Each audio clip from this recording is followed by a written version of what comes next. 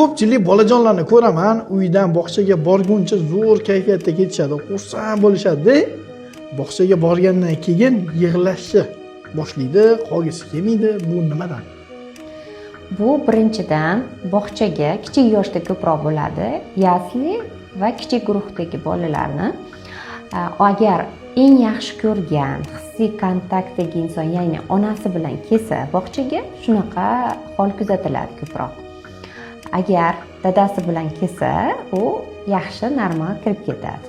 Shuning uchun biz har doim tavsiya beramiz, o'sha boshida adaptatsiya davrida ko'proq dadalar bilan, buvalar bilan, bobolar bilan kelishini bog'chaga bolani. U ertalab qayerga ketayotganini bilmasdan uydan chiqadi va bog'chani ko'rgandan keyin onasi bilan uzilishni his qiladi va injiqlikni boshlab yuboradi. Ana endi yana bitta holat bor, bu kattalarda ko'proq bo'ladi. Nastroy ertalab siz aytgandaqa yaxshi kayfiyatda chiqmaydi, kayfiyati buzuq bo'ladi. Bu mas'uliyat bilan bog'liq.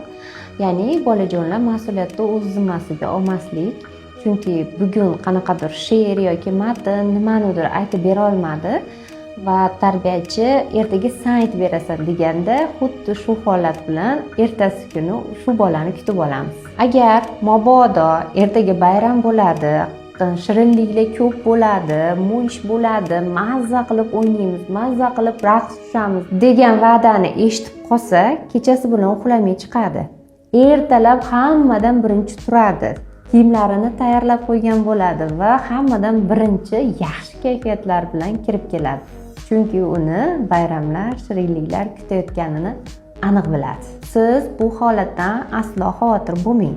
Bizning tajribamizda ko'p bo'ladigan holat sekin-astalik bilan o'tib ketadi. Agar siz bolani bu holatiga qarab turib, injiqliklariga qarab olib kelmasangiz, bola buni aniq biladi, narigi safar yana bu holatni ishlatadi.